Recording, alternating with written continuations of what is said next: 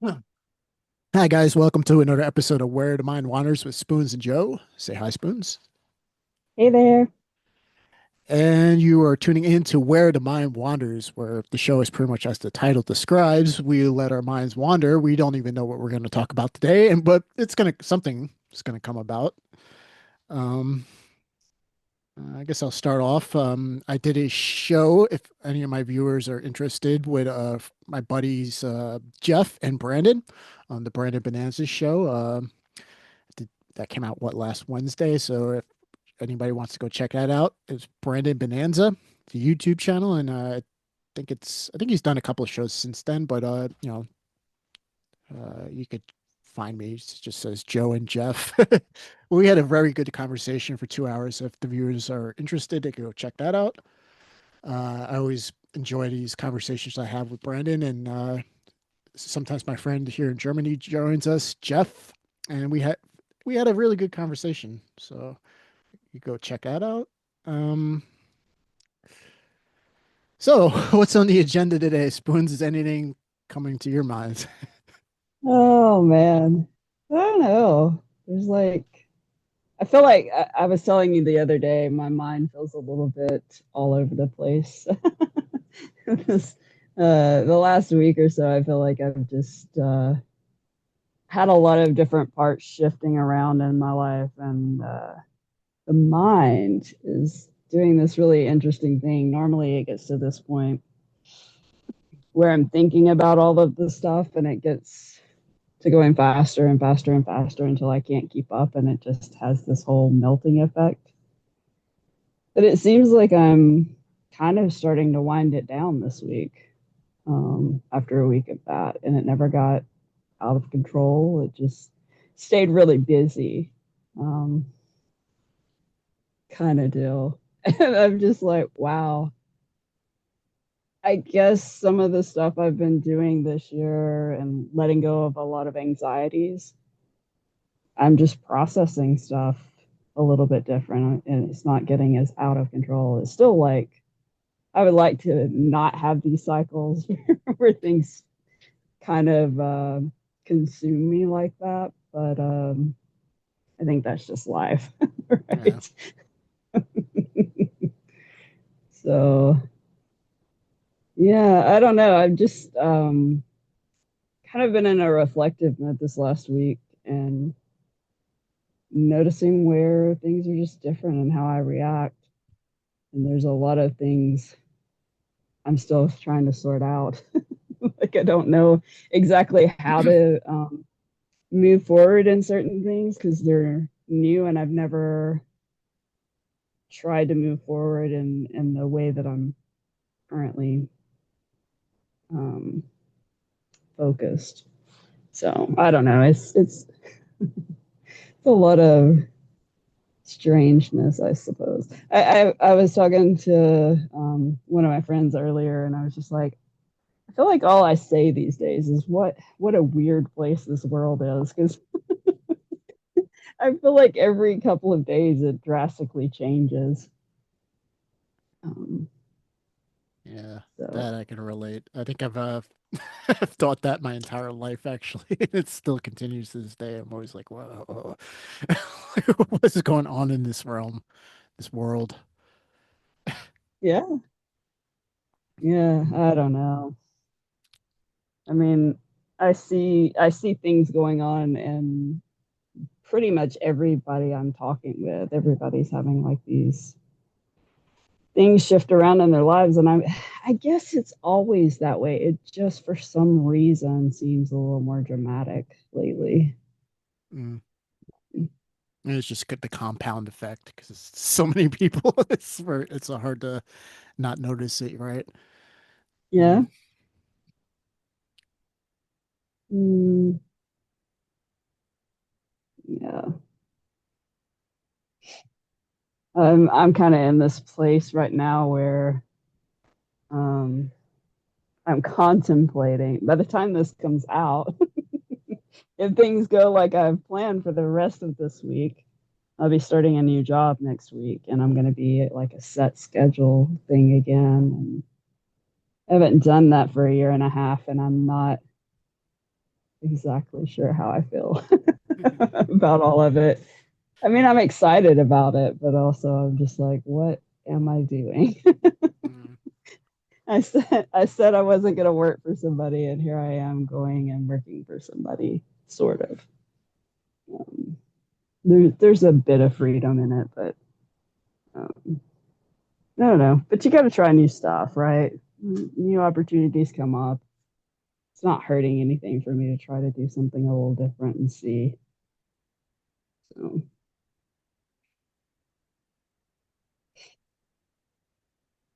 mm,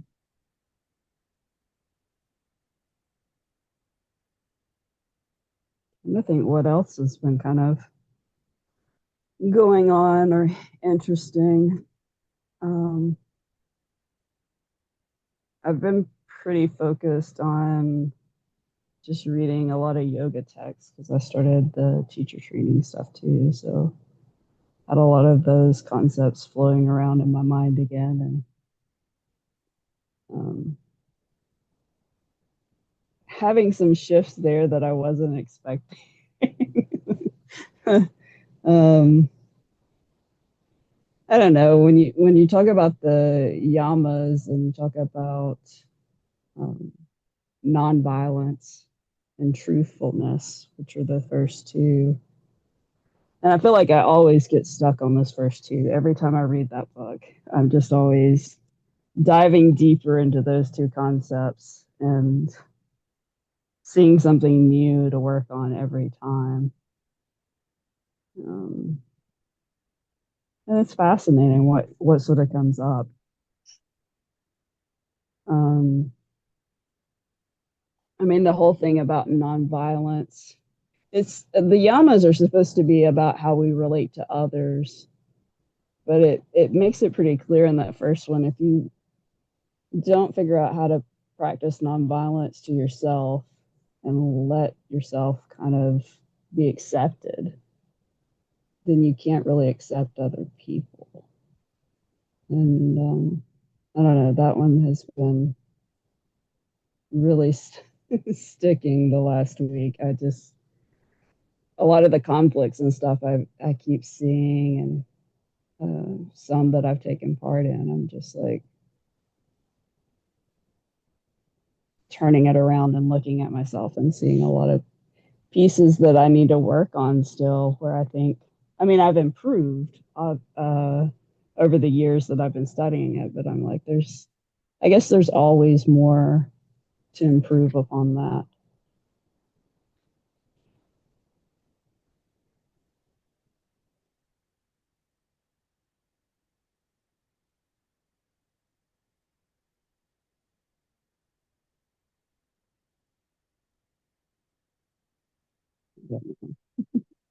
I think those are kind of the things that have been well. And I started another book last week. I think the guy's name is Jefferson Fisher. He's a lawyer and an author, and he specializes in communication. And so I've been listening to his book about basically how to have better communication because I feel like um, I just feel like it's going to be an important thing for me to be better at. So, mm,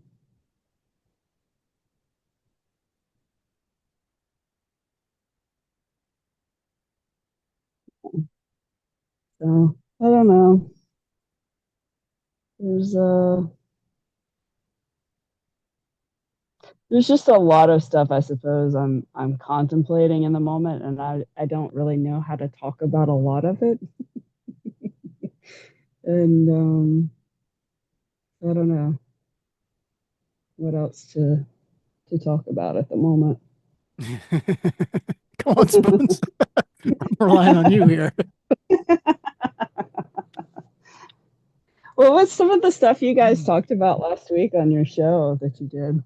I'm curious. I got to watch pieces of it, but That's a um, good question. What did we talk about? We did a kind of a, I even said it on the episode, this is kind of like our show, Where the Mind Wanders, because we showed up without a plan. Even me and Jeff Uh-huh. were like, we showed up, we asked Brandon, what's the plan here? He's like, oh, we're just gonna talk. We're like, okay. Um, I mean, yeah, uh, it's a good yeah, concept. yeah, man, I think we covered a lot. What did we talk Yeah, about? I can't, man, I don't even remember what we talked about. yeah. That's okay. I was just Uh, all kinds of stuff. You want to know what we talked about? Go check out the episode. I don't remember. I'm gonna have to go check it out at some point. I'm behind on all of that stuff. Like I said, I've been dug into the books and stuff lately. So,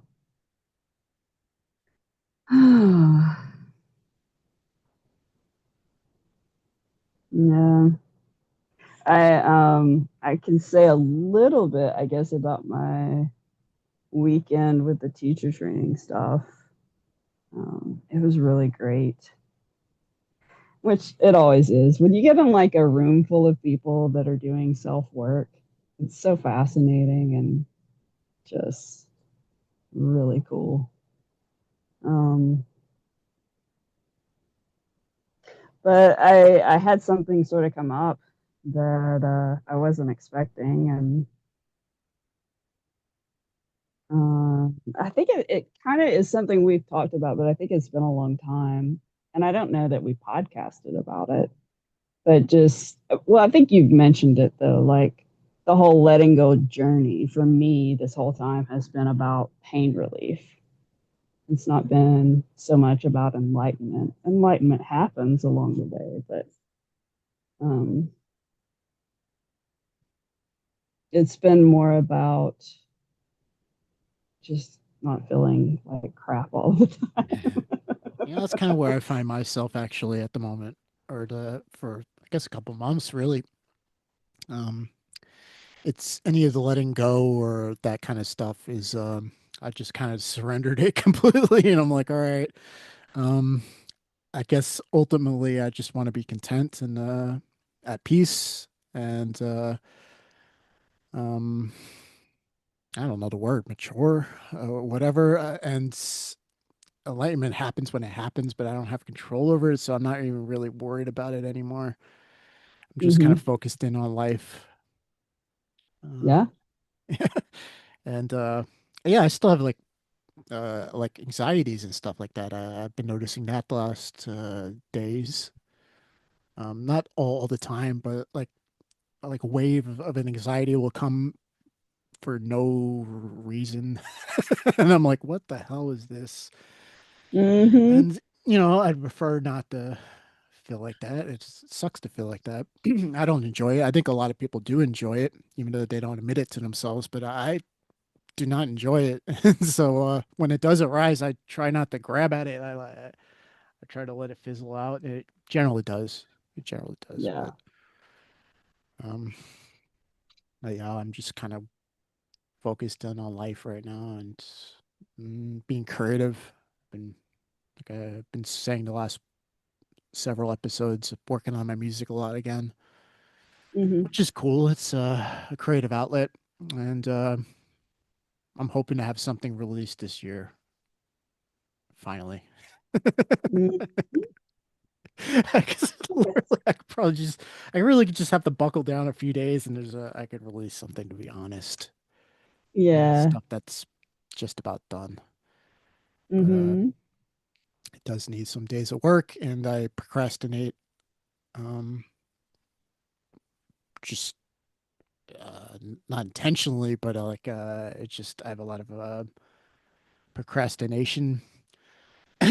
For instance, I could be a little vulnerable here. It's like one of the biggest things I've neglected in music thus far, for the most part, is lyrics, because Mm-hmm. I record my own vocals, and I could do certain things with my voice that is musical. It could go with certain genres and stuff like that. I've had people say it's a wow, it's you, blah blah blah blah.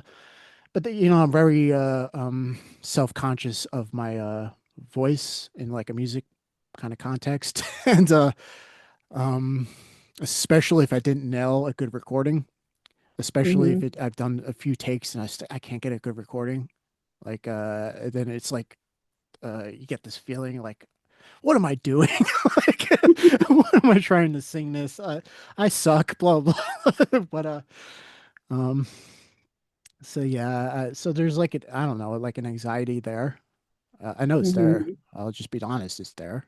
Uh, you know, um, that could be got programmed into me because I've been a musician since I was like 12. I started playing Mm-hmm. guitar and stuff like that.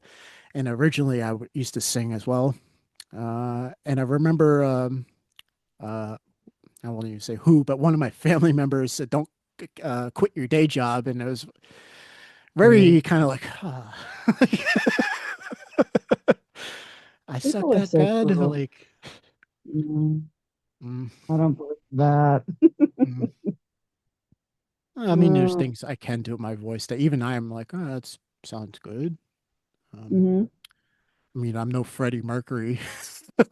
Like, I'm never gonna be a Freddie Mercury or Michael Jackson or something like that, but I can do some vocals, something in my voice in certain genres, and but I always put it off. I always do the music. I have projects where the music's totally done. It's even completely mixed, Mm-hmm. but it's not an instrumental track. It needs some vocals in there, and Right. I've been putting that off and off and off and off. Um, because I can write lyrics. I don't have a problem with writing lyrics. If I put my mind to Mm-hmm. it, I could do it. But Yeah. but I don't. And I know there's an anxiety there.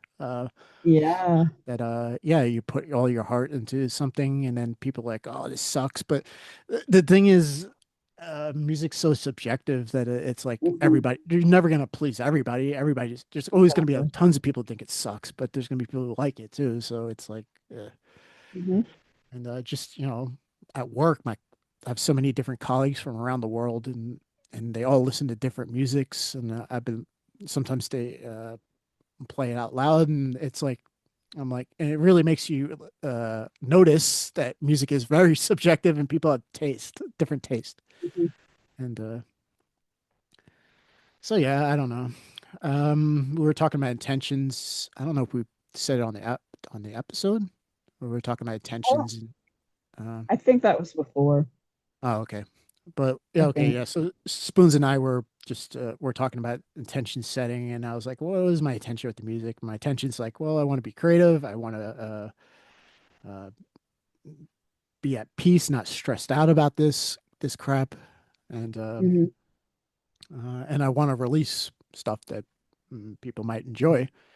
And I know Mm-hmm. not everybody's going to enjoy it. I don't even think it's that, to be honest. I think it's totally me, totally in just anxiety. Maybe it was put there when I was younger. Maybe Mm-hmm. um, I, I don't know. I think I've always kind of been a little self-conscious of my voice, to be honest. Mm-hmm. Uh, Not just Yeah. Well, I singing, but mean, yeah. yeah, that example you brought up about a family member, I mean, that alone can just be something you can work on kind of releasing maybe and working through.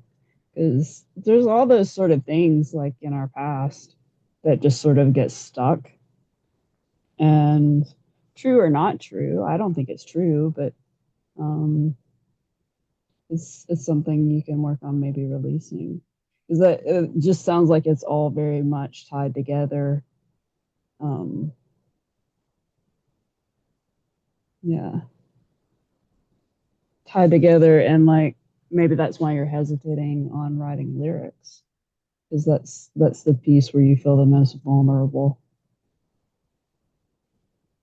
Yeah. Maybe. I mean, even with that, I'm gonna need a little practice with the Mm-hmm. whole processing and mixing of the vocals because I've been learning how to do the music for like the last 4 or 5 years, how to record and produce and mix and all that stuff. And I've got Mm-hmm. lots of practice with instruments to the point where it's like second nature now. Like it doesn't even take me long. I could get things sounding pretty good, but Right. I've been neglecting my voice so much that I don't even know what to even do once they're recorded. Like, well, I do. Don't get me wrong, I do. I understand how you mix vocals and all that. It's just um, I need practice, and I've been putting that off Yeah, practicing. yeah. I mean, vocals are, yeah. I used to sing at one point, not like anything big, but um, when you don't for a long period, it's like it takes a little bit of time to kind of get back into the thing. Yeah, I don't, I don't think I really could anymore these days after I had my sinus surgery. It sort of changed my tonality and stuff, and I can't exactly hit certain notes anymore. I think probably with a lot of practice, maybe, but it's not on the list of things to do by any yeah. means. Well, it does take practice. Like I used to do these like vocal drills to train yourself to hit certain notes and go back and forward. And I Mm-hmm. usually I do it on the same program I use to record music, and there's a guitar tuner there, so actually I know if I'm hitting the pitch correctly or not. And the Mm-hmm. first few times, anytime I start doing that again, like it's I'm not really too good, but if I keep up with it for like a week or two, just do it every 20 minutes every day for like a week or two. By week two, I could do all kinds of crazy stuff with my voice, stuff I until I was doing this vocal training that I was doing. Like I never even knew my voice could do that. And Yeah. yeah, so it's I do have to do that, and um, I mean, if not quit smoking, at least cut down again. That really doesn't help. Yeah. Unless you're going for a Mm. certain sound, I could see that for sure. Yeah. Mm. Yeah, we're even doing that just before I do record vocal takes, do that 20-minute practice because it warms up your voice. And Mm-hmm. it's, yeah, I don't know. It'll get done. I'm determined to do it. My intention is kind of there, and I do see the little gremlins under there, or the little demons, sort of quote unquote, that irk me, like what I just uh, told you about Yeah. before. But yeah, it'll get done. Yeah. This year will be the year I release something. I'm I determined believe to. you. Yeah. I don't really have a set deadline. I hesitate to set a deadline because you know how many people a couple of years ago, especially when I was like really, really into this, and I would tell all kinds of people, "Oh yeah, I'm releasing in a month or 3 months, whatever," and then it never came around. And you do that a couple of times, then people are like, "Yeah, whatever." Like, Mm-hmm. yeah, if you Yeah. don't do what you're gonna say, people lose faith in you as well. So Right. Yeah, maybe you just need like a little I don't know, maybe not like a hard deadline like it's got to be finished. Maybe you need smaller um deadlines like you'll have this much of it completed or something. I don't know if you can even measure to a degree of completion or something on a project like that. yeah, this year it's pretty loose. It's a deadline. It's It is, loose. We got like 5 more months or whatever. So, yeah, it is, but it's so good on projects. The more you can small chunk the pieces, um, or at least for my type, it is. It's like if you can small chunk the pieces. Otherwise, you're like trying to jump to get the next rung on the ladder instead of just having a consistent step. Hmm. Keeps me on track. Small chunking. mm, Oh yeah, I'm doing that to the degree where I've got all kinds of stuff on my calendar now again, and I'm just like, oh, I'm back to this. I've been I'm there. back to the schedule stuff. But I mean, I have so many different moving pieces at this point. I really have to um, put things on the calendar and I've been hesitating to put anything on the calendar after next week other than that work project because I mean I'm thinking 8 to 5, but that may not be the right hours. I really don't know. Um, so it's just dude. I never thought I was gonna be back on this calendar system again. I really did enjoy this year and a half of just like getting up every day and planning the adventure for the most part. Yeah. Yeah. uh, I No, I mean, don't know. yeah, I don't know. So difficult to kind of.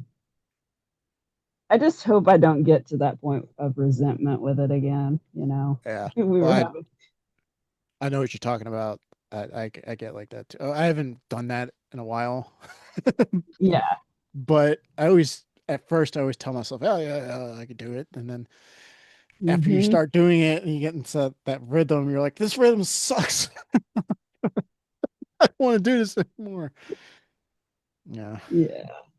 I had a lot more fluidity in my schedule, and I really loved it. But this is a much easier way to pay bills. Yeah. This is going to be so much easier, I think, unless I just have it all wrong. But so, and I don't know. It's good to probably go back to a schedule for a bit. Like I can usually exist in a schedule for quite a while before I just totally hate it. Oh yeah. Me too. Well, at least for work, it's 2 years. 2 years. It's always about 2 years that I freak out and burn it down, so to speak. I Yeah, did that with every job I've ever had except the army, and I wanted to burn it down after 2 years, but you're stuck in the army. But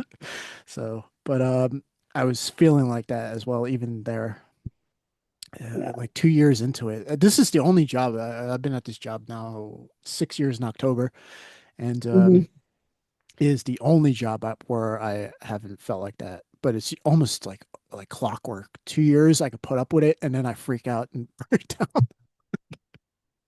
I've done that with Yeah, every job I've ever had. yeah. Man, cycles are so real. Yeah. I have certain cycles like that. Oh, for sure. I usually look for jobs that have some sort of adaptability or change mechanism in it because I know with me I get bored very like I enjoy learning the new thing and figuring it all out and how to make it work for myself and then I'll be happy with that for probably 6 months and then I'll be like okay, let's do something else and give me some other kind of challenge or I'm gonna like lose my mind here coming in and doing the same thing every day. Yeah, it's I found the only thing that this job is different is it's not that many hours per day. Like it Right. doesn't take me out of the house that long. Right now, when I first started, it was like 3 hours a day I used to work. Mhm. Now it's more like 5 or 6. But even that, compared to an 8 or 9 hour workday, I feel the difference. And it's Mhm. really just I don't want to spend my entire life at a job. The job is just Mhm. to pay the bills and to have some money in my pockets, but it's past that. Like Yeah. it's I don't really care that much personally. I haven't Right. really been seeking a career since law enforcement. It's been ages ago, and Mhm. yeah, so this is just that's all I need the job for is just to pay the rent and the bills and whatnot. And Yeah. um, I a few hours a day is doable for me, but you take my whole day away, where all I do is work. Um, Yeah. yeah, I slowly build up like a resentment, and then like I said, 2 years burned down and quit. So Mhm. Yeah. I can last a bit longer than that, but that last job that I worked 8 years, but I had so many different role changes with that because the company was always restructuring and shifting people around. So it's like the job always kind of was a little bit of it adaptable, and so that helped. Honestly, I probably still would have been there if the management situation hadn't changed so much. They went from we don't care how you get the work done, just as long as it gets done right, Mhm. um, to you spent 10 more minutes on this case versus this one, and they're virtually the same thing. Explain. Like, I don't know. Maybe I got up and went to the bathroom.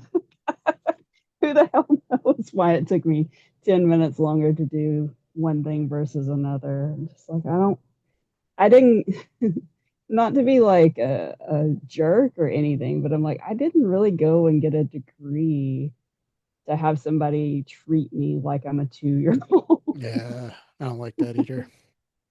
I uh, get, yeah, I mean, I guess you brought up another point. I would say that takes number two, besides being taken away from my life to go do something I don't really enjoy for so many mm-hmm, hours a day. The other thing is like what you were just explaining. Um, yeah. what were you just explaining? It just sounded like the massive brain fart. Um, Like people talking down to you, oh yeah, basically. people talking down to you or micromanaging, stuff like that. I Mm-hmm. don't like that. Yeah. Um, and Yeah. yeah, just leave me alone to do my job. I guess that's another reason I stayed at this job 6 years, and if it stays the same, at least. It doesn't even have to get Yeah. better. Just stay the same. I'll stay here the rest of my life, or until I make money doing music or something I enjoy. But Yeah. uh, but yeah, I don't like. I just want to be left alone. I know what my job is. A few days in any job, I know how to do it. So just leave me Mm-hmm. alone, because I'll come up with a system to make it very efficient and fast and thorough. Mm-hmm. Just my nature, whatever. But um, don't mess up my system or tell me how to do it. Um, That's yeah, that's it. Or it. don't Just, talk down to me. I Don't. mean, yeah, that was the thing when initially I started that job. They have all these um, parameters that you have to stay within, and I'm like, great, you've got a good framework, and it allows a lot of flexibility. And so I can, as long as I'm hitting these numbers and maybe even exceeding some of them, I'm good. You can't. Yeah. I'm going to get good pay raises and blah blah blah, all that stuff. And then it's like I'm still hitting all the stuff, but now for some reason, the last 2 years I worked there, um, there's a problem with how I do it, and I'm just like, I'm still getting the same amount of work correct. There's no change in how I'm doing things, but I'm getting harassed all the time and having to try to justify myself. And it just gets old after a little bit. My thought was it's going to go back to the way it used to be. And it just never did, you know, that a whole making people work from home and all the extroverts that really just messed with them having to be in their home environment and not have the interaction or something. And so they just created all this hassle to make them feel justified in their job, I guess. I don't know. It's like whatever that misery is, I don't want any part of it.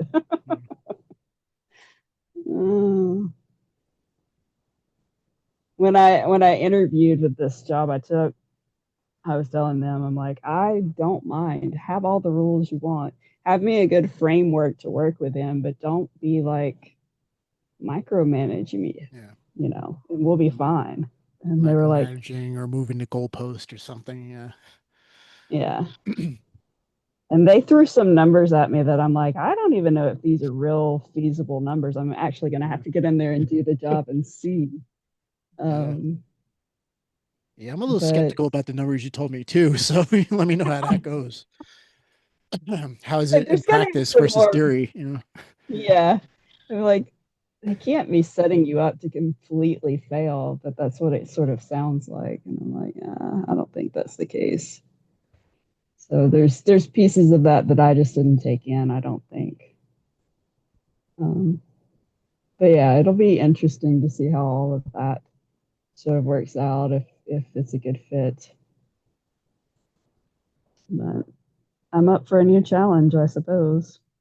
Apparently, I'm up for a lot of new challenges. So it's exciting and a little bit terrifying. I had a thing happen last week before I started the teacher training stuff. I was like, maybe I just should quit. It's already all paid for and everything. All I had to do was show up, and I'm just like, I don't think I want to. Just having that resistance stuff come up because I'm like, over the years, I've signed up for a lot of these kind of things where you do really deep work and you're going to have a lot of growth from it. But with that always comes loss of some sort, and you never know exactly what it's going to be. And I was just having one of those moments where I was having a little bit of anxiety and control issues come up because I'm like, I want to pick, I want to pick whatever it is. I don't want to just randomly have something drop out of my life. And I don't know. I was just building up a lot of anxiety about it. And then I was just like, it's never anything bad that drops out when you really look at it. I mean, it's not always a comfortable thing that happens, but it's like it's always the thing you need to have happen. So just kind of got over it. Uh, mm, those anxieties, those little gremlins, man, they will just pop up out of nowhere and just be like messing with you, trying to trip you up and take you away from doing the thing that's going to actually be better for you. But I suppose if it was easy, we would have already done it, would be my guess. It's never all that easy in one sense. Letting go, man, it's just so funny. It's like it's the hardest thing in the world and also not. Yeah, You just yeah, do yeah. it. That's true. Very true. It's not. I forgot how to phrase it exactly, but yeah, it's very easy to do, but not very easy to do.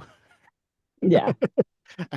There's a better way to phrase that. And actually, I think Brandon had a good way he put it. But but basically, I think everybody understands what I mean, Yeah.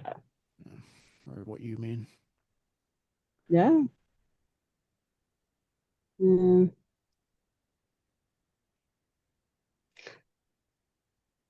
yeah. I just I've been laughing about what actually came up that I'm gonna struggle with. Um, so my whole struggle thing is I have a difficult time feeling fully happy. Like I can feel happy. I feel like I'm generally a pretty happy person, especially these days. Um, but like to feel completely happy,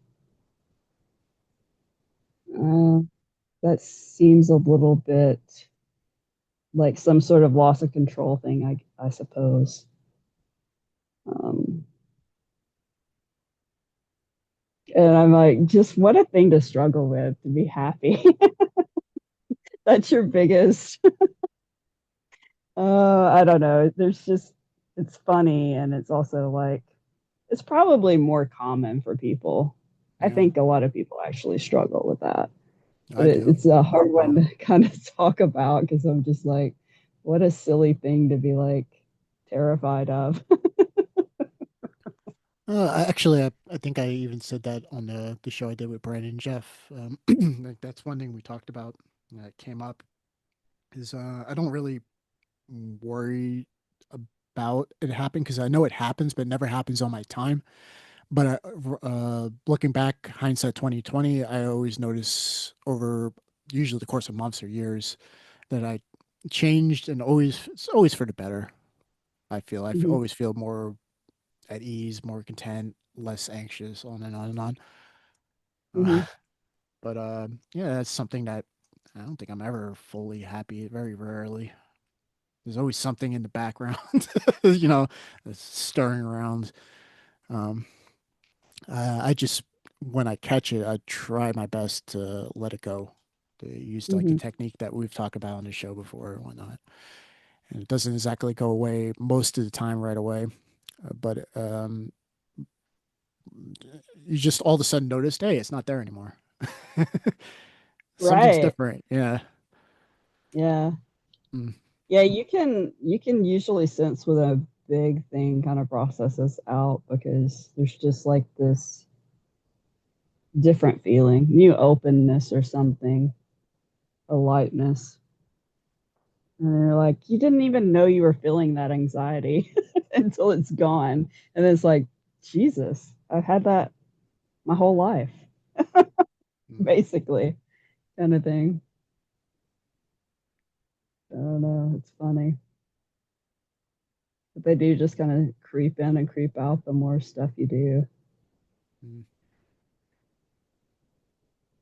Hmm.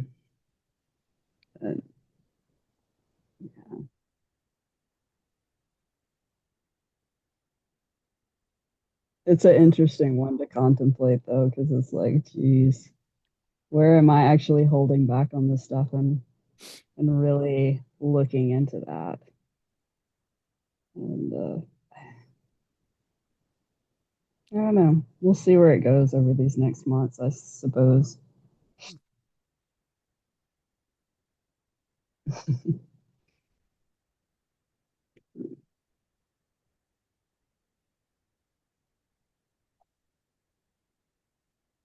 Oh man, I think I found a new way to procrastinate.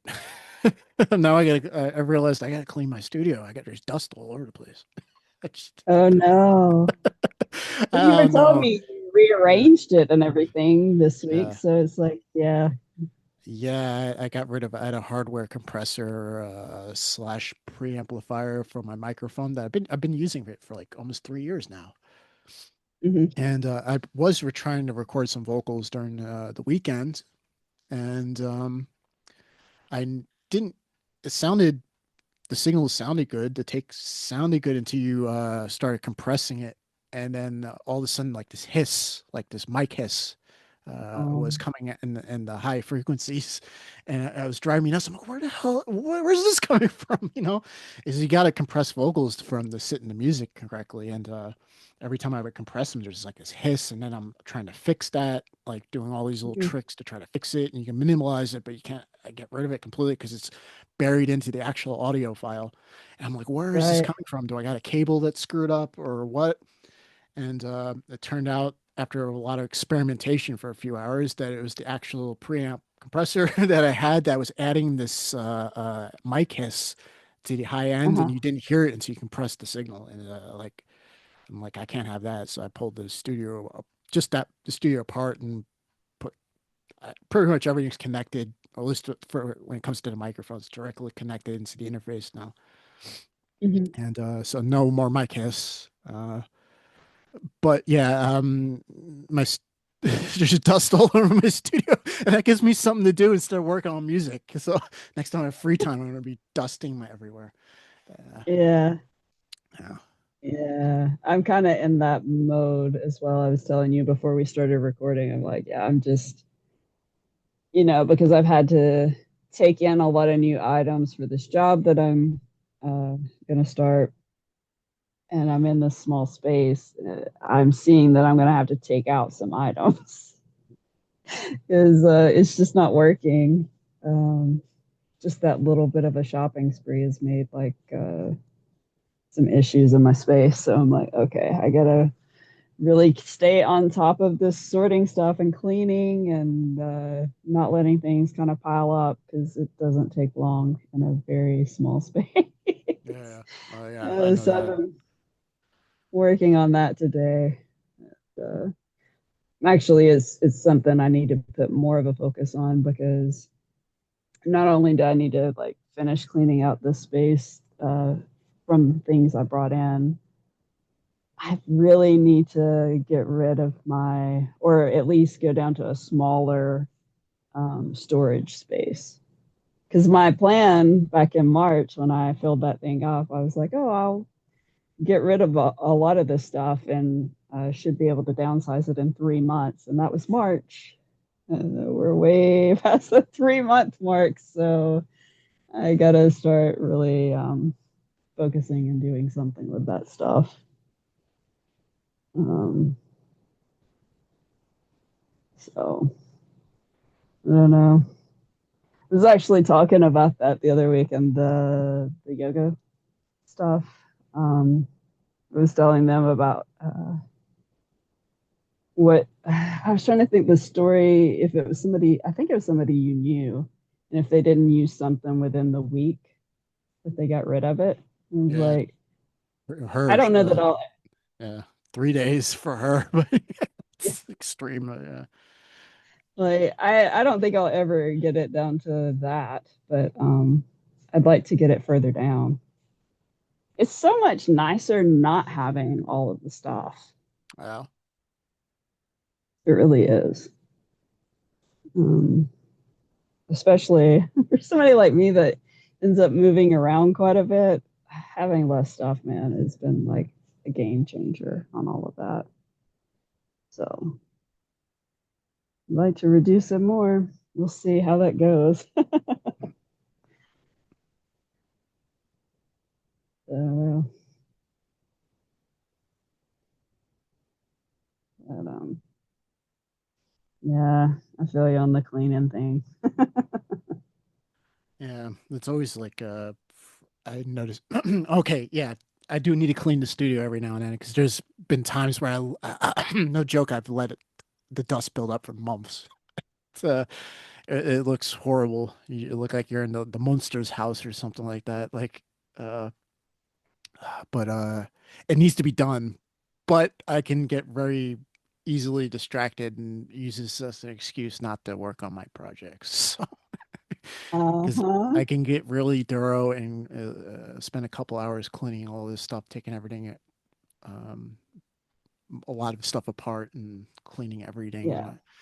And I think I did it again, last time, almost 2 months ago. I Hmm. cleaned everything because when I start working on my music again, I had let everything go to shit. Like, Yeah. there's dust everywhere, and the amount of dirt I under the desk and stuff like that that I wound up cleaning out. So yeah, I Hmm. guess in a sense I shouldn't let it get that bad, but mm, It happens. mm, Yeah, I think with me, I've just kind of let stuff pile up the last couple of weeks. I've been so focused on studying and finishing this online course thing, which it was supposed to take 10 days. And I think it took me like 16 to actually, you know, finish it up. Um, so now that I finished it yesterday, and I just have like a practice test I'm going to do tomorrow. So today I've just kind of taken the day off from looking at that material. I was like so tired of terms, definitions, because that's pretty yeah, much all I've been doing for the last 2 weeks is just looking at definitions. I hate that too. I absolutely. I have to do that. I was telling you before we went on air. I have to do that tomorrow. It won't be as long as you had to do it, but it's gonna be a Right. couple. It's gonna be at least an hour. It's gonna be like an hour. I'm gonna thread all the way there. Yeah. Yeah, these stupid classes and this class I have to do. I'm like, why am I doing this? This makes no sense. Why do I got to do this? Uh, but if I don't do it, I can't access one of the programs I need for the job I'm going to take over in a couple months. So I can't let that Right. fall away. So I got to do it tomorrow. But yeah, it's all like online things. You got to know terms, and it's going to give you a little quiz at the end. And, a couple of my colleagues already did it, and they're like, "Oh yeah, it's really boring, but it's not that bad." And I'm like, oh, "I hate doing shit like this. I really do." Uh, It just it aggravates me a lot mm, on this kind of stuff because I have to be very specific. These are like you have to be so specific, and that's not really good with my personality type. I tend to use a close enough word for a lot of things, and yeah, so that's been a little bit of a struggle the last couple of weeks. It's why one of the reasons why it went so slow. It's like I got to make sure I really ingrain this to mean what the perspective that they're trying to get this to come from, which is it's a little bit interesting because basically I'm on my third generation of looking at these terms from a different perspective because it has to do with insurance, right? So I'm looking at it from the nurse perspective originally, and then I went or like from the hospital side or whatever, and then I went and learned working in Blue Cross for all those years, reviewing things, that perspective of it, and now this is a whole other perspective of insurance. It's like remolding language, basically. I don't know. I'm like, what am I doing? Just torturing myself. But I think it's going to be a good thing. We'll see. Time will tell. no. Nothing else. Jesus Christ, I got to be uh, counting myself some years away from dementia with all this education that I've done this year alone. I mean, that's what they say, right? You need things to challenge your mind to work a little bit differently. So, Mm. check.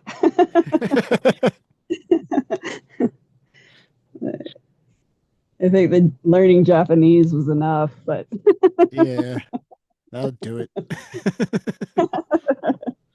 it's like it's learning language and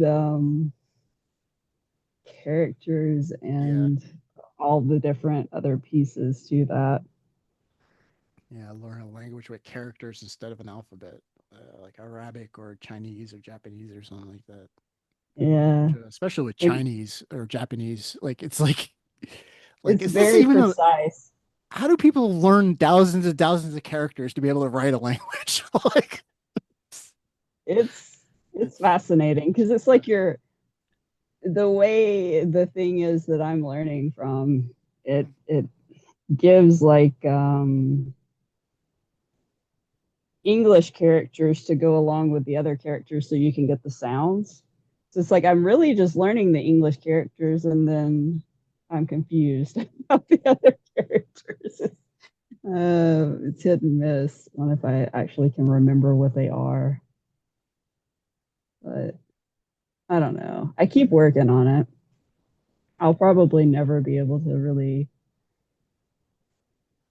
functionally use it or anything like that. And I don't know why I would need to. I just find it fascinating. yeah. I learned Chinese for a couple months there, 5 or 6 years ago or whatever. Mm-hmm. Like the language program I used to learn German, it had all these different languages. So I was just trying out ones just for, you know, shits and giggles, so to speak. And like I was doing Chinese for a couple months. I was really getting into it actually. I still don't. It still blows my mind that they use all those characters and actually like like a typical person who writes and speaks Chinese. It's like, Mm-hmm. but eventually, like after learning the character, like certain characters, like I could probably draw them or whatever once I knew the sound that that character went with it. Like Mm-hmm. I don't know how to explain it. It's almost like pattern recognition and more than language. Like that's Hmm. the way I was feeling with Chinese anyway. Yeah. It was all about pattern recognitions, and even to an extent, because I was even doing Russian for like a month. But they have an alphabet, but it's a different alphabet than ours, and it was really Hmm. just pattern recognition, looking at these words more than like sounding them out like a language or whatever. It's like, oh, Right. this pattern means this noise, which means this concept or whatever. Hmm. But yeah, I could actually with the Chinese, I could even feel like my nervous system changing as I was like, Right. because it's like so radically different than like English or German or something. Hmm. Yeah. I think this is kind of the thing that drew me to Japanese and had me sticking with it because of the southern drawl. This is why I'm never going to be able to speak it well, but the having to try to speak it and be so precise because the language is so precise. Um, I don't know. It's like, what do these things actually mean? It makes you kind of rethink, like, what is this word really? I don't know. It's like this whole, how do you even say it? It's like the learning the language is like getting a different view on the world in just that little piece. I don't know. It's interesting. But it's difficult for me because it's like I have to really focus, and then you have it's like you. I feel like I have to actually push the sounds out versus being very lazy and letting things draw out Mm. like I'm used to. It definitely does something to your brain to have to try to change that cadence. Well, Japanese is interesting. I don't know if it's true or not. It's hearsay, but I've heard that like Japanese is an interesting language in the sense that they only communicate things that are uncommunicatable without language. Like for instance, they don't use extra words or they don't say stuff that doesn't need to be said if it can be communicated through, I don't know, I suppose body language or just common sense or whatever. And they only say things that can't be communicated without language. And that's all they Mhm. use the language for. Yeah, Is there's that, there's not a lot of filler words yeah. in that. It's very precise. So I can definitely agree with that. Mm. Not a lot of yeah. The order of how you say things is a little bit unique. That also kind of messes with me. Some of the ordering of stuff. The grammar. Mm. Yeah, yeah, Yeah. because it's like you'll name the item that you're gonna say something about, and then it's like then the other things follow. Mm. Like if you in English, it would be like this is blah blah blah, and the this is at the end of the sentence. Mm. The thing that kind of symbolizes this. Um, Let's see, I made a it's breakthrough in German when I realized that they speak like Yoda. If you right. took a German sentence or whatever, not every time, but a lot of the times, and you translate it directly in English, it'd be like if Yoda from Star Wars was talking. Like, Yeah, I feel and like a also, lot of the yeah, languages are that way. They, mm, but then I'm like, maybe it's actually English that is so backwards. I really don't, because we use so many filler words, man. There's so oh, many. Germans use a lot of filler words too. A lot. I mean, they have words that are not even words. They just put them in there, and it's just to screw people who are trying to learn German over. Like, it's like, what is this word? It doesn't mean anything. Why are we saying it? Because and then eventually there was a German teacher I came across. It said something that made sense. Is that German is a very musical language. So how Ah, everything like masculine and feminine has nothing to do with gender, as in your innie or outie. It has something to do with how the language goes up and down. So mhm. they add words in there like that don't even mean anything, but it just to make it go up. So it goes down the next word. So the sentence ends at a certain like upbeat or downbeat.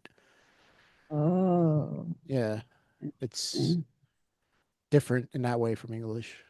Yeah, but they have like Yeah. filler words that like literally that don't mean anything. They have no meaning. As you know, we have words that we use as fillers, but in the context we're using them as a filler, but it has like a meaning. The word has a meaning somewhere Hmm. else, but there's words in German that literally have no meaning. It's just there for a sound, like, Yeah.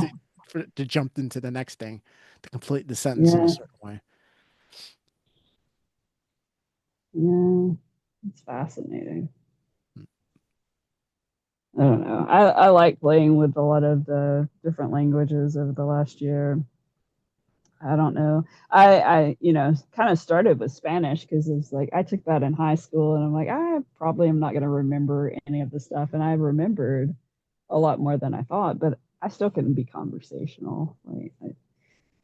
But that to me is not necessarily the point. It's more like a challenge, I suppose, and then I don't know. It just gives you a different way to kind of think about other people. Getting to learn a different person's language kind of gives you some different insights into how that brain is processing things. Yeah, and I yeah, how don't know. cultures People, form and whatnot. Yeah. yeah, people that can speak multiple languages, I'm just amazed by that. I think it's so fascinating to be able to kind of switch between. Yeah, it's not my goal. It's just more like I really wanted to learn some of the Native American stuff, but man, you listen to it and it's all very similar sounding, and Mm, it's another very precise. It's like I had to give up after a few weeks on yeah. It was that. like I like this. oh, I was gonna say, yeah, that was like with Chinese, it's not even the word, it's the tone you use the word in that can actually change the word. Like the tone, like that you set it in. So, Mhm. which is why to me, like if you listen to like Chinese people speak at like a Chinese restaurant to each other, or the really like people from the Middle East or Arab world, especially, or even like Eastern Europe, like the Balkans and stuff like that, when they have conversations with one another, it sounds like they're yelling at each other, like there's some aggression happening, but they're just talking normal. Um, Mhm. I just remember this. I used to work with this Syrian guy, and he spoke decent German, but he was only in Germany a few years, and he would be speaking Arabic to the other Syrians, and it sounded like they're yelling at each other. Like he would literally be like talking to the guy next to me. I thought they were like yelling, and there was a problem or something like that. And then he would start speaking German to me, and when he's speaking German, it's very soft. And then he starts speaking Arabic. Like it's like Yeah, there's definitely some of those languages that are more mm, forceful. mm, Mm, fascinating. And then you think if you talk like that your whole life, how life would just be different in a sense. I don't know. yeah. I don't know. I shouldn't think about a lot of that stuff. Oh yeah, I mean, it's like I said, there's even the Balkans because I've worked some Croatians, and when they're speaking to each other, it sounds like I even had the boss came out of the office one time because it was like the two Croatians were like talking to each other, but they thought they were yelling at each other. So he came out, he's like, "What's going on?" And they're like, "What do you mean?" he's like, "He's like, why are you yelling at each other?" He's like, "We're not yelling at each other. We're having a conversation." He goes, "Why are you yelling so loud?" He goes, "That's just how our culture is. We speak loud to one another." Like. But yeah, he thought he was running out there to stop a fight or something. It's funny. Yeah, never know. Yeah, I've been almost losing my streak on my Duolingo stuff this week though. I've been getting gradually busier and busier, and there was one day it was like 11 o'clock at night and I was like, oh crap. I gotta quickly make sure I finish up that lesson so I don't lose my streak. I'm so attached to it at this point. I suppose if I've got to be attached to something, that's pretty harmless. Um, but yeah, it's kind of Well, funny. that does work, that system that they got. All these language learning programs use that system at this point. And the thing I don't like about the one, it also has a streak, but it gives you like this option after you get like a certain amount of points, like that you can cash in 1,000 points or whatever, to freeze your streak. So if you skip the day, but then it got to a point where I had so many points that, and I was just every day I would just show up and click freeze. And I wasn't doing this stupid lesson anymore. I'm like, I'm literally going to do this next 3 months before I run out of points at this point. So, Right, yeah. So I don't, yeah, I don't think that was a good idea to add freeze marks. I mean, I get the idea. What if there's something really big that day or whatever? But it's very easy, at least for me, to take advantage of that. And then the streak was meaningless at some point because I hadn't done it in like a month. But I was showing up every day just to hit the freeze button and cash in 1,000 points, so I didn't lose the streak. right. Yeah. Yeah, no, I think there's an option to do that with Duolingo as well, but I just refuse to start it because Don't I do it. know the moment I do it, I'm just gonna want to keep doing it. Yeah. Uh, it's kind of like how I look at other things. It's like if I have a game on my phone or something, and it says, "Oh, pay like $1 or something for some sort of something to keep going or whatever." I'm like, I'm not going to start that. The moment I let myself pay $1 for something, um, yeah, it's just gonna go further, and I don't want to do that. I don't want to waste money, so it's kind of the same mindset. But yeah, I also feel like if I did that, I mean, I would know I didn't do the lesson that day, and it's not a real streak anymore. Well, I knew that too, but it never stopped me. I wish I never Yeah, started that stupid freezing the streak thing because it just became too easy. And the next thing I knew, wasn't doing it at all. But I was yeah, maintaining the streak. yeah. I mean, it's Uh, kind of the only thing in the Duolingo stuff that I let get to me because they have like all the different levels or whatever, like the different leagues or whatever. And I don't care if I stay up in like the higher tiers. I just want to do my lesson. I want to show up, spend 5 to 10 minutes, and see if I'm actually retaining anything, I suppose, which I retain stuff. But, yeah, just got a little dicey this last week with all the other studying I've been doing. Hmm. yeah, I really should get back to learning German. I haven't been doing it in months, months. Oh, I paid for the year, and it wasn't cheap. oh no. I Yeah. was learning for like 4 or 5 months before I started false freezing everything. I don't know what to say about it. And then I did that so long and then I just stopped doing the lesson. But I think my Mhm. program's still paid for until like March or April next year. I really should learn because I really could use some improvement. The Right. how long I've lived in this country and the level I speak is not. Um, but for Yeah. many years I wasn't talking to anyone. I was just like work and home, and all my friends spoke English, and Sandra spoke mostly English to me back then. So Hmm. there was no reason to learn. And then I realized, hey, I'm going to be one of these Americans that live in a English bubble here.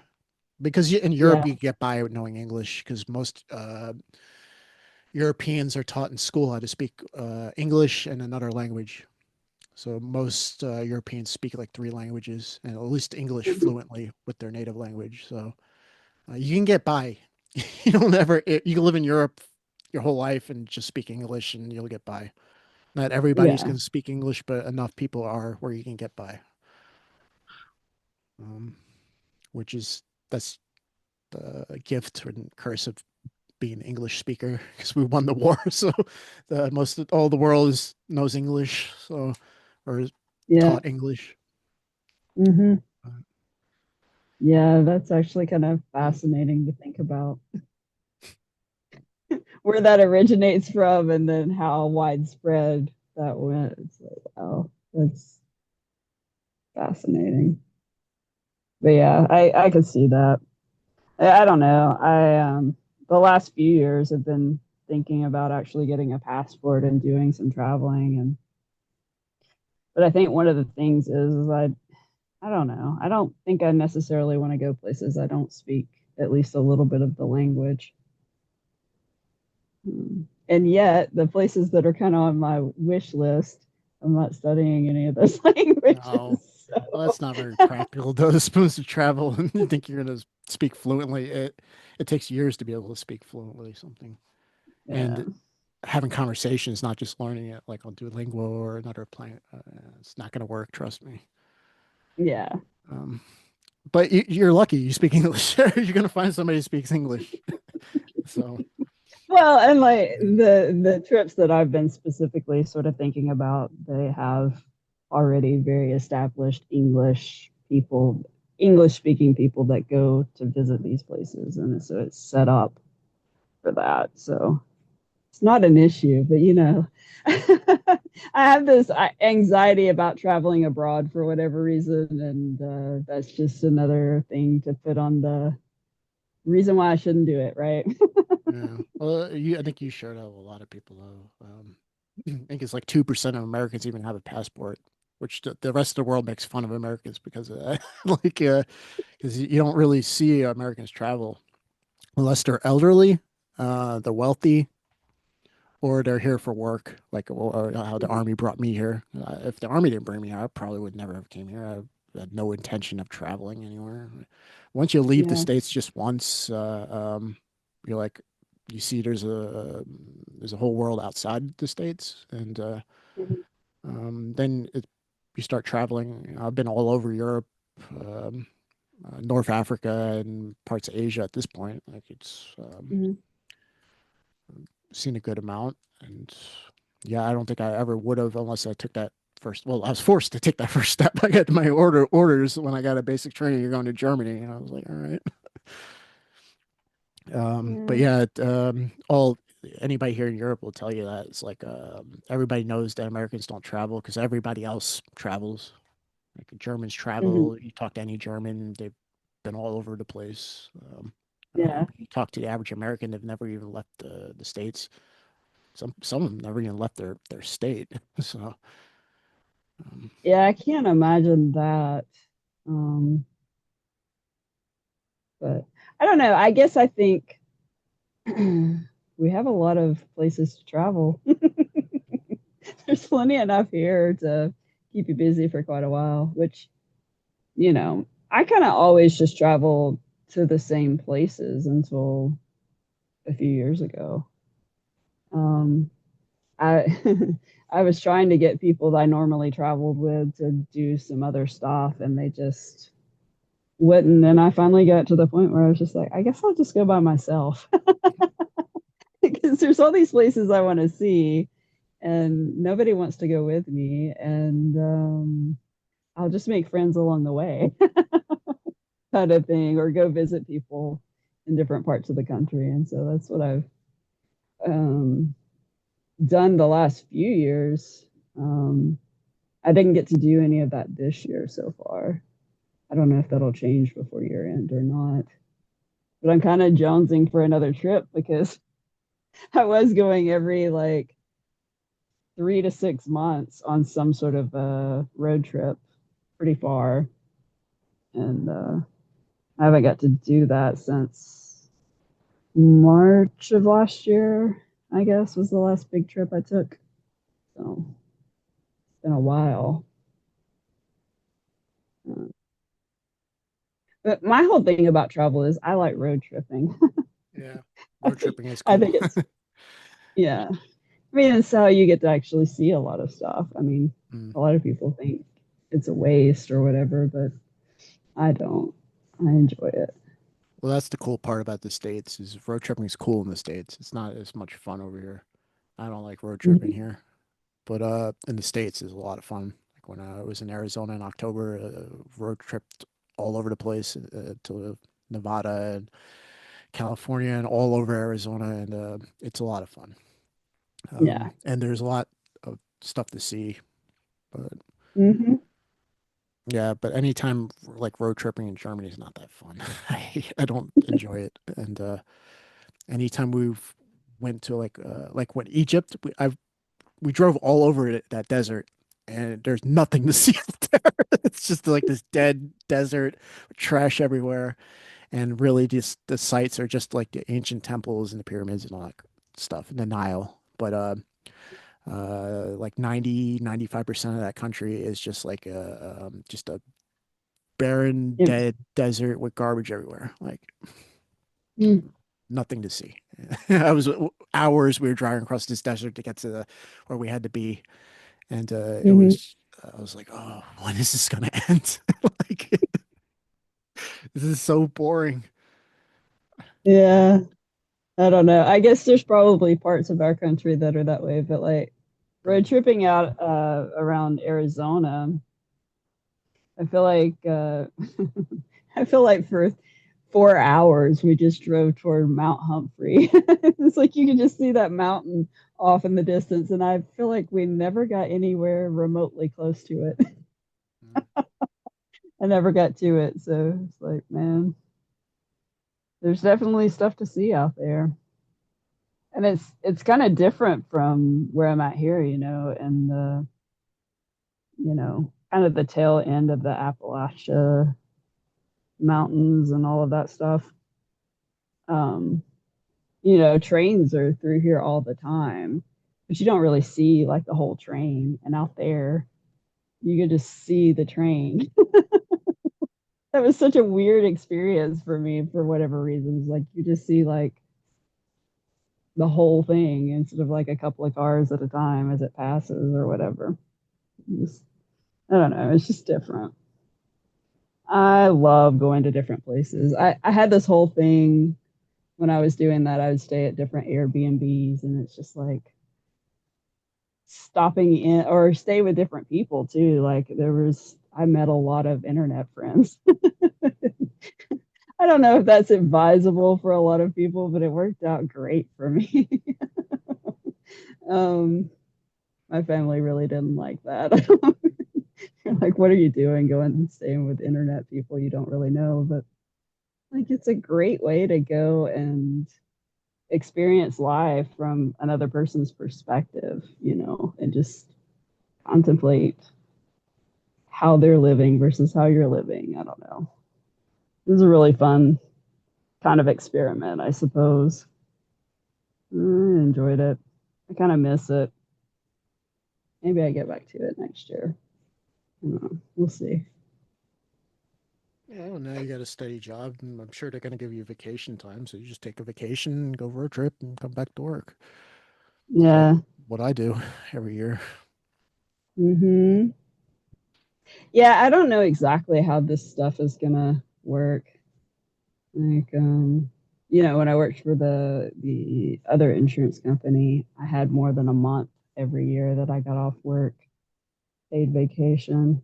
So it was really easy to take a lot of road trips because I'd take 2 or 3 weeks off at a time, and I had banked a lot of time on the front end of that job too.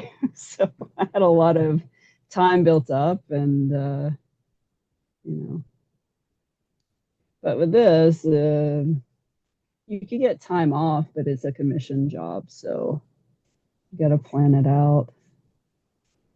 Mm, I don't know. We'll see. There's I say that like I've got time to be doing anything else. I'm pretty much booked myself out through April of next year. For the most part, I have a pretty consistent schedule that's going to be, I don't know. I guess it'll be a good thing to kind of get back into like a rhythm like that again. Basically, planning myself where I'm camping until then to stay close to this opportunity and everything. So I don't know. I'm curious what life is going to look like next year. Yeah. If I'll still be doing the camping thing or if I'll be doing something different. I don't have any real thoughts on it. I haven't thought that far ahead. But, April of next year, that would be like as far as I planned because I moved in March and I was like, I know I'm going to do this for 1 year. I don't know why I picked 1 year. I guess I'm used to that apartment lease thing. So maybe that's why. But I don't know. I don't, it'll be interesting to see. 'Cause I've thought too, I'm like, well, maybe I would either upsize or downsize from this current living situation, even. I don't like, ideally, I would downsize even further, but I don't know if I'll do that or not. I got such a sweet deal on this thing. I don't think I could downsize and um, gain. So I don't know.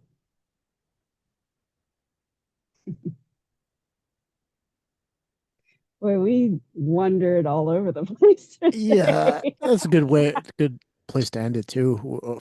We went longer this episode than we have in a while, actually. A minute, at least an hour and 20 minutes. Oh, okay. Mm. Well, All good right, deal. we'll wrap it up. So, guys, thank you for tuning in to another episode of Where the Mind Wanders. You can catch us on YouTube at Where the Mind Wanders, is our YouTube channel name as well. We put out a new episode every Monday at 3:30 Eastern Standard Time, or most Mondays anyway. We also have a Telegram channel of the same name, Where the Mind Wanders. And if you like the episode, click that like button, leave us a comment. We love when you leave us comments, and hit that subscribe button. Every one of our Spoons and Eyes shows are a little different. It's always the same kind of where the mind wanders, but we always wander in a different way, and we talk about all kinds of stuff. Spoons and I both have a plethora of interest and knowledge, and so we talk about all kinds of things. We never know where the mind's going to wander, so tune in. And next week, I'm sure the mind's going to wander in a different direction, and yeah. Um, I guess thank you for tuning in, and until next time.